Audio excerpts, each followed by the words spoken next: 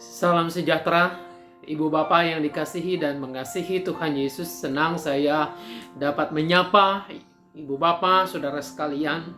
Tentu harapan saya adalah kita semua pada saat ini dalam kondisi yang baik. Saudara-saudara, sebelum kita merenungkan bagian firman Tuhan, mari saya ajak kita semua untuk bersatu di dalam doa. Kita mohon pimpinan dari Roh Kudus untuk menolong kita memahami, mengerti firman Tuhan, dan selanjutnya kita dapat melakukannya dalam hidup sehari-hari. Mari kita berdoa. Bapa di dalam surga, dalam rahmat dan kasih sayang-Mu kami percaya Engkau selalu ada hadir bersama dengan kami semua, menyertai sepanjang kehidupan kami. Kami bersyukur Tuhan memberi kesempatan buat kami untuk pada saat ini sejenak merenungkan firman-Mu. Berikan ketenangan hati kami, berikan kepada kami hikmat, agar dengan demikian Roh Kudus bekerja dengan leluasa untuk dapat kami mengerti firman-Mu. Dan Roh Kudus jugalah yang menguatkan kami, memampukan kami untuk menjadi pelaku-pelaku firman Tuhan. Hamba-Mu dalam kelemahan keterbatasannya, biarlah Engkau yang menolong, menyertai. Dalam nama Tuhan kami Yesus Kristus, Sang Firman-Nya sesungguhnya itu, kami berdoa kepada Bapa di sorga. Amin. Ibu Bapak sekalian, saat ini kita akan belajar firman Tuhan dengan tema hidup berpadanan dengan anugerah Allah. Ayatnya yang akan sama-sama kita gumuli, Yakobus pasalnya yang pertama, ayatnya yang ke-17 sampai dengan ayatnya yang ke-27. Yakobus pasalnya yang pertama ayat 17 sampai 27. Saya akan membacakannya untuk kita semua begini. Setiap pemberian yang baik dan setiap anugerah yang sempurna datangnya dari atas, diturunkan dari Bapa segala terang. Padanya tidak ada perubahan atau bayangan karena pertukaran. Atas kehendaknya sendiri Ia telah menjadikan kita oleh firman kebenaran, supaya kita pada tingkat yang tertentu menjadi anak sulung di antara semua ciptaannya. Hai saudara-saudara yang kukasihi, ingatlah hal ini. Setiap orang hendaklah cepat untuk mendengar, tetapi lambat untuk berkata-kata, dan juga lambat untuk marah.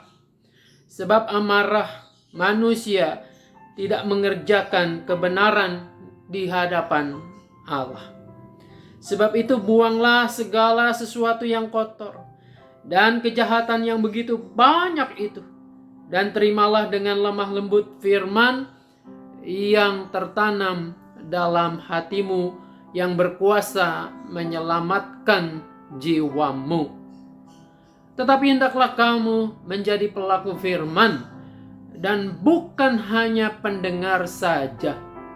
Sebab jika tidak demikian, kamu menipu diri sendiri. Sebab jika seorang hanya mendengar firman saja dan tidak melakukannya, ia adalah seumpama seorang yang sedang mengamat-amati mukanya yang sebenarnya di depan cermin. Baru saja ia memandang dirinya, ia sudah pergi, atau ia segera lupa bagaimana rupanya. Tetapi barang siapa meneliti hukum yang sempurna, yaitu hukum yang memerdekakan orang, dan ia bertekun di dalamnya, jadi bukan hanya mendengar untuk melupakannya, tetapi sungguh-sungguh melakukannya, ia akan berbahagia oleh perbuatannya. Jikalau ada seorang menganggap dirinya beribadah, tetapi tidak mengekang lidahnya, ia menipu dirinya sendiri. Maka sia-sialah ibadahnya. Ibadah yang murni dan yang tak bercacat di hadapan Allah Bapa kita ialah mengunjungi yatim piatu dan janda-janda dalam kesusahan mereka dan menjaga supaya dirinya sendiri tidak dicemarkan oleh dunia. Sampai demikian jauh pembacaan Alkitab firman Tuhan. Tuhan Yesus berkata, yang berbahagia adalah setiap kita yang mau mendengarkan firman Allah, memelihara, tentu dengan melakukannya. Haleluya. Ibu bapak yang dikasihi dan mengasihi Tuhan Yesus, hidup berpadanan dengan anugerah Allah. Apa sih makna berpadanan itu? Saudara-saudara, kalau saya mendengar kata berpadanan, padan atau sepadan, dalam benak saya, kalau saya membayangkan itu seimbang, sebanding, setara. Saudara-saudara, adakah yang setara? Adakah yang sebanding dengan anugerah Allah? Anugerah yang diberikan oleh Allah kepada kita, khususnya anugerah keselamatan dalam Kristus, Tuhan dan Juru Selamat kita. Kok saya renung-renungkan, apa ya kira-kira perbuatan saya yang seimbang itu, yang setara, yang sepadan, yang pantas dengan anugerah Allah? Saya harus jujur, kok rasanya saya cari-cari nggak ada ya. Tidak ada yang dapat dibandingkan, yang setara, yang sepadan dengan anugerah Allah itu. Namun baiklah, barangkali Anda juga merasakan hal itu, namun kita jangan kemudian lantas mengatakan, oh tidak mungkin hidupku berpadanan atau setara dengan anugerah itu. Bukan demikian tentu. Tapi tema ini mau mengajak kita, setidaknya menyemangati kita. Apakah yang seharusnya dan selayaknya dan sepantasnya kita menanggapi anugerah kasih Allah itu dalam hidup kita. Dalam ayat 17 Yakobus mengatakan, tiap pemberian yang baik dan setiap anugerah yang sempurna datangnya dari atas. Dari atas itu berarti dari Allah yang memberikannya kepada kita. Lalu kemudian bagaimana kita menanggapi anugerah yang baik itu, yang luar biasa itu dari Allah kita? Apakah kita mengabaikannya itu semua, menganggapnya oh wajar saja Allah melakukan itu atas ciptaannya? Atau lantas kemudian kita melupakannya? Atau adakah sesuatu yang lain? Saudara, dalam hidup kita sehari-hari, ketika Anda diberi sesuatu yang berharga untuk hidup Anda oleh orang lain, oleh kekasih Anda, oleh anak, oleh orang tua Anda, kira-kira Anda akan melakukan apa terhadap orang itu? Melupakannya? Mengabaikannya? Oh, dalam bahasa kita mengatakan kalau begitu kita jadi anak yang puhol, yang tidak tahu diri, yang tidak tahu berterima kasih, yang tidak menanggapi dengan positif, dengan sepadan. Saudara-saudara, seharusnya kita berterima kasih, bersyukur, lalu kemudian berusaha untuk membalas kebaikan orang-orang itu. Tentu jangan kemudian kita tanamkan bahwa setiap kebaikan yang kita lakukan sebagai investasi supaya kita menerima kembali. Bukan itu. Tapi sebagai orang yang menerima, wajar dan sangat cengli begitu kalau kita menerimanya dengan berterima kasih. bersyukur. Nah, apa yang Anda dan saya lakukan ketika Anda dan saya menyadari bahwa segala sesuatu yang baik datangnya dari atas, segala sesuatu yang baik Tuhan yang memberikannya kepada kita. Surat Yakobus ini menolong kita, menolong untuk menanggapi berkat Tuhan itu, anugerah Tuhan itu dalam kehidupan kita sehari-hari. Saudara-saudara, surat Yakobus adalah surat yang diberikan kepada jemaat-jemaat yang kurang lebih pada saat itu berada barangkali di perantauan. Mereka yang pada saat itu telah mengenal Kristus. Lalu kemudian Yakobus memberikan arahan-arahan yang praktis dalam hidup sehari-hari. Seperti apa pantasnya orang-orang Kristen itu hidup? Seperti apa pantasnya Anda dan saya hidup di dunia ini? Kita ditolong oleh surat ini. Saudara-saudara, yang pertama dikatakan ayat 19, cepat mendengar. Hai saudara-saudara yang kukasihi, ingatlah hal ini, setiap orang hendaklah cepat mendengar. Apa sih yang dimaksudkan dengan cepat mendengar? Saudara-saudara, kalau Anda perhatikan wajah Anda dalam cermin gitu ya. Kita ini punya dua telinga, satu pasang, satu mulut. Itu menandakan sesuatu yang Tuhan berikan ya. Tanda yang diberikan dalam tubuh kita. Tanda itu hendaklah kita lebih cepat mendengar. Artinya lebih cepat mendengar itu lebih responsif. Bukan mendengar sambil lalu saja. Nanti diteruskan oleh Yakobus dengan mendengar firman itu ya. Jadi bukan mendengar lalu kemudian melupakan. Mendengar artinya menyimak, memperhatikan dengan sebaik-baiknya. Ya khususnya firman Tuhan, tetapi juga mendengar ketika orang lain berbicara, mendengar ketika orang lain menyampaikan sesuatu, supaya di sana kita bisa menangkap kebenaran yang sedang diungkapkan. Saudara-saudara, mendengar adalah hal yang sangat penting. Ada psikolog yang sangat menekankan ini. Ia mengatakan, salah satu bukti cinta seseorang kepada yang lain, entah pasangannya, entah orang tua, entah anak. Salah satu bukti cinta itu adalah mendengarkan. Saudara-saudara, ini yang seringkali kita lewatkan.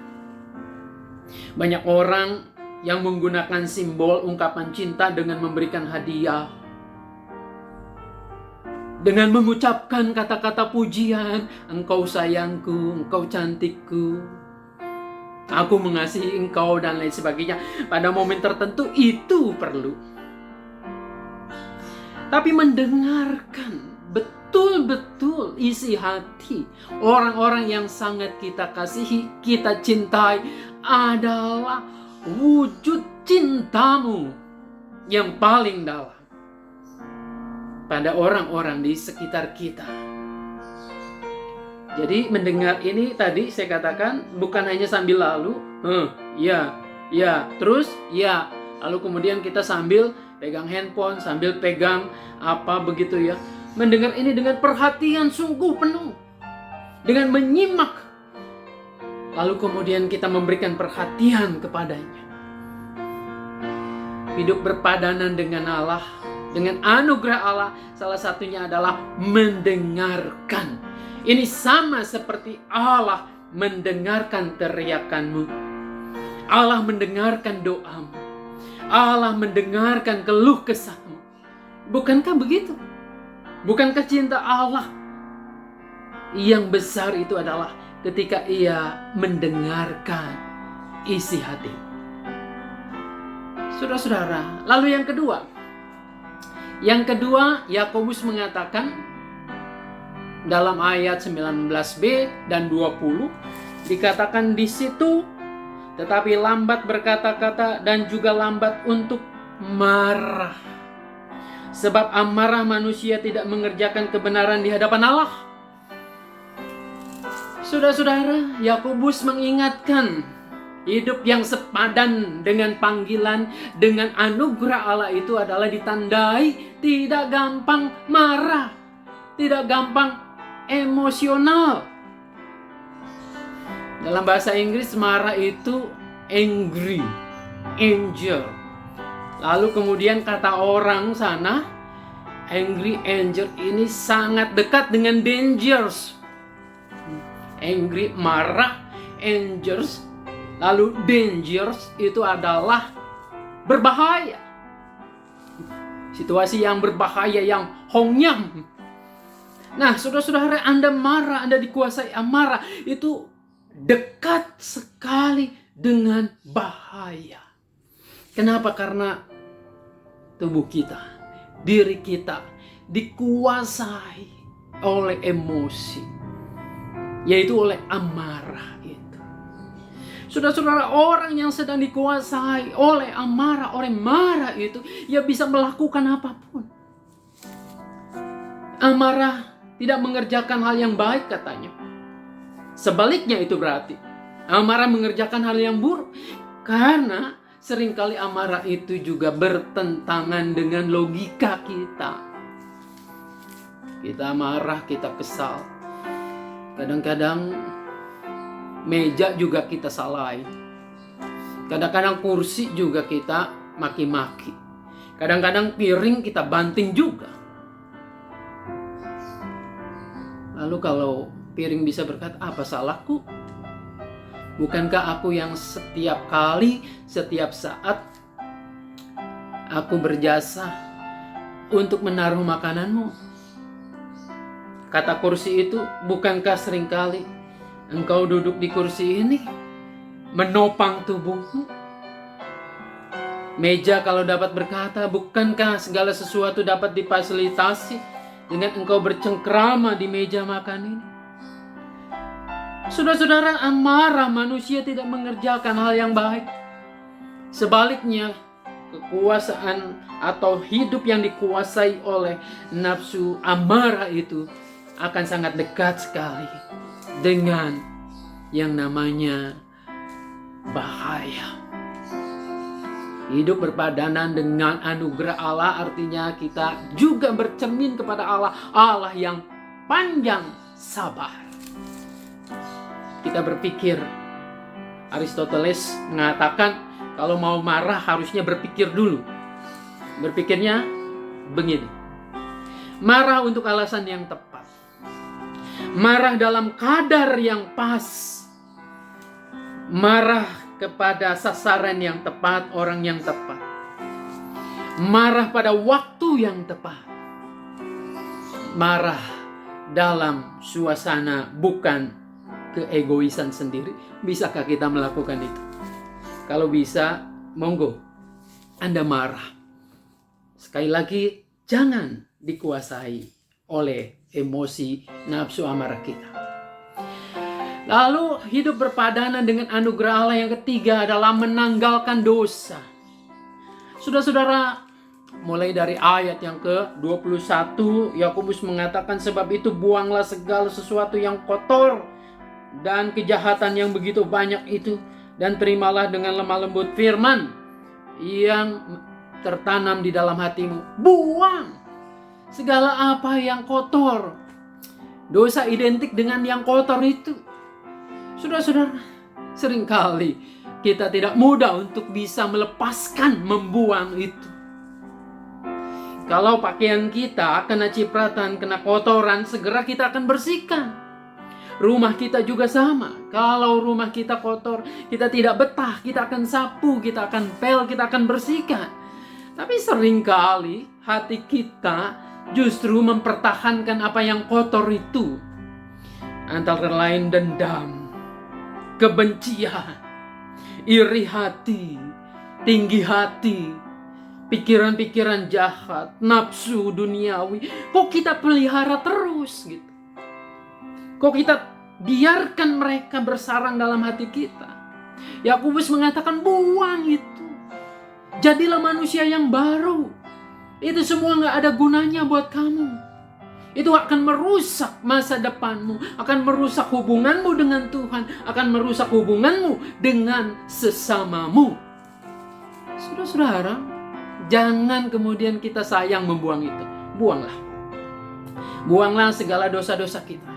Hiduplah baru sesuai dengan padanan anugerah Allah.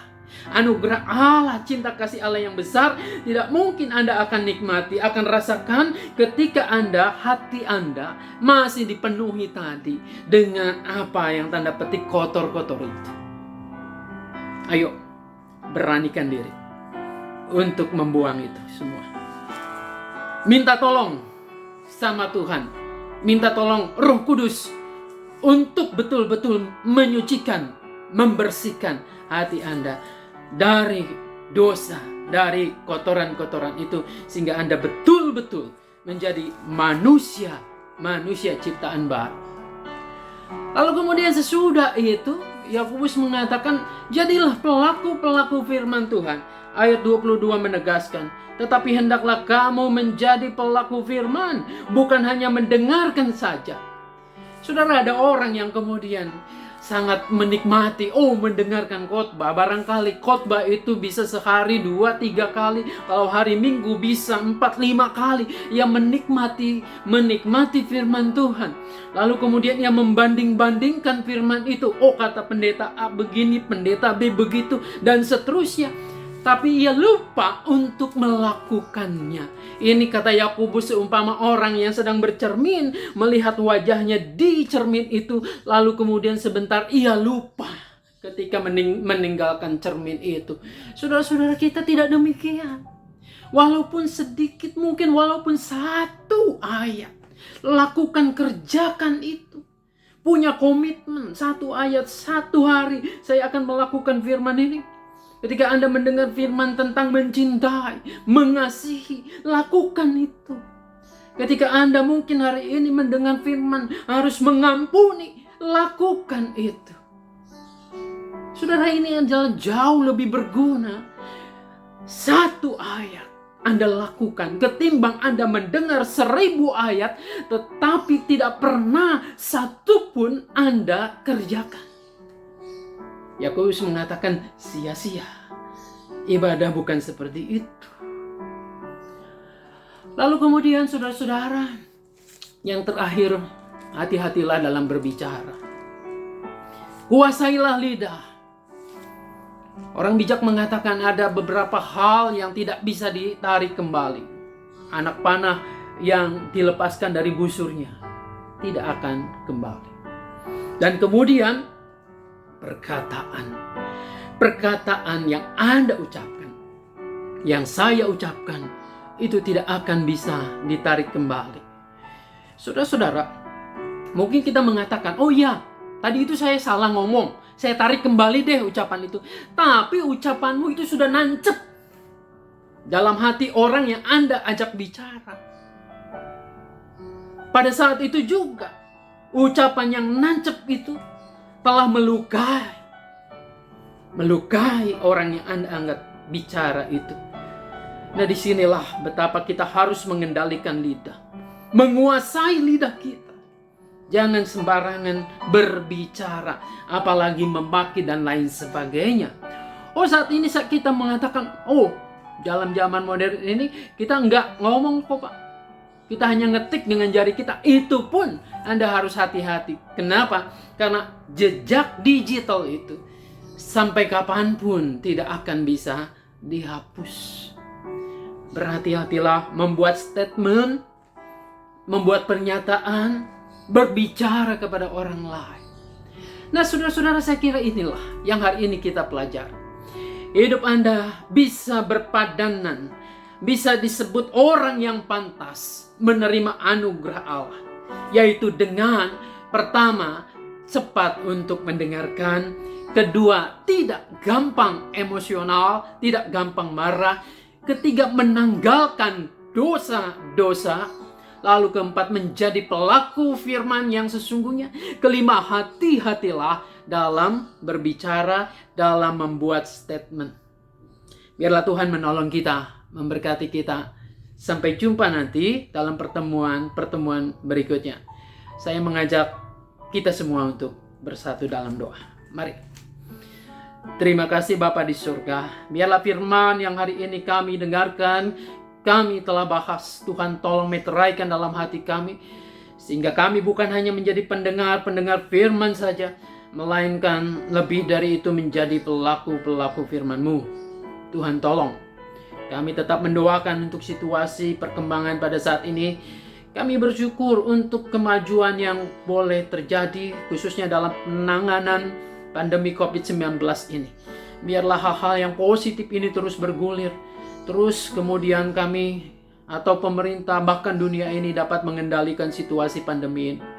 Bapa, Engkau yang menolong kami semua juga.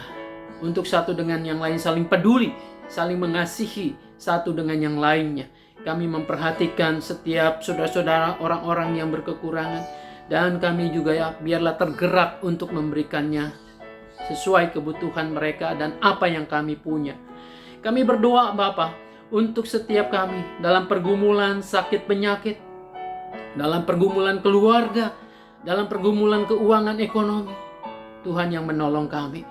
Apapun yang sedang kami hadapi, kami percaya bahwa Tuhan yang telah memberikan anugerah yang luar biasa itu tidak pernah akan meninggalkan kami semua.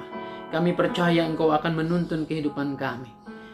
Bapa, sebelum kami berpisah, kami yakin dan percaya rahmat, anugerah, dan berkat-Mu yang melampaui segala akal akan memelihara hati dan pikiran kami dari sekarang ini sampai selama-lamanya. Dalam nama Tuhan kami Yesus Kristus, kami berdoa kepada Bapa di sorga. Amin. Saudara-saudara, terima kasih Anda mengikuti renungan firman Tuhan pada saat ini. Tuhan menolong, memberkati kita semua. Amin.